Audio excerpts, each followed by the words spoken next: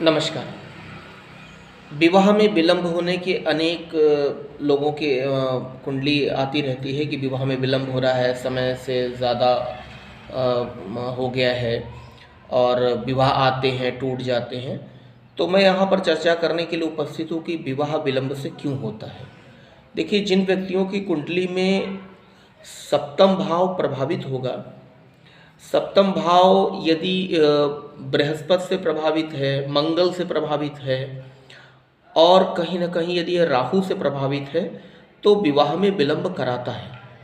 बस बात यहाँ पर यह देखने की होती कि विवाह में विलंब होना तो एक अपनी जगह एक सामान्य प्रक्रिया है। विवाह के पश्चात कहीं कोई परेशानी तो नहीं उत्पन्न कर देगा, क्योंकि विवाह होने तक तो सिर्फ ये रहता है कि विवाह हुआ नहीं। विवाह होने के बाद यदि वो विवाह ठीक से नहीं चल पाता है या कोई उसमें उलझनें पैदा होने लगती हैं, तो यह बात गलत हो जाती है। इसलिए सप्तम भाव यदि मंगल से प्रभावित हो रहा हो, बृहस्पति से प्रभावित हो रहा हो या राहु से प्रभावित हो रहा हो, प्रभावित होने से मतलब है कि या ये गलत भाव हो, जैसे लग्न का शत्रु भाव हो, वहाँ पर मंगल शत्रुवत बैठे हों, राहु शत्रुवत बैठे हों। राहु तो वैसे भी सप्तम में बैठ जाते हैं, तो अगर मित्रवत भी होंगे तो एक अलग प्रकार की समस्या पैदा कर देते हैं। वहाँ इस बात का मैं यहाँ इस वीडियो में जिक्र नहीं करूँगा। यदि बृहस्पति बैठे हों तो वो विवाह में विलंब तो कराते ही कराते हैं, बाद में एक से ज़्यादा विवाह करने के योग बना देते हैं। कभी कभी शनि भी इस तरह का योग बनाते हैं। तो ऐसी दशा में यदि सप्तम भाव कहीं से आपका प्रभावित हो रहा है, तो जब तक आपकी कुंडली में कोई योग ना बन रहा हो इस तरह का, या विलंब हो रहा है, तो इसको इस प्रकार से ना लें कि हमारे विवाह में विलंब हो रहा है और जल्दबाजी में हमने कोई भी शादी आई उसको बस शादी करनी है और रिश्ता पक्का कर लिया। वहाँ पर ये ज़रूर देख लें, जो दूसरा पक्ष है, लड़की हो या लड़का हो, उसकी कुंडली अवश्य मिलवा लें।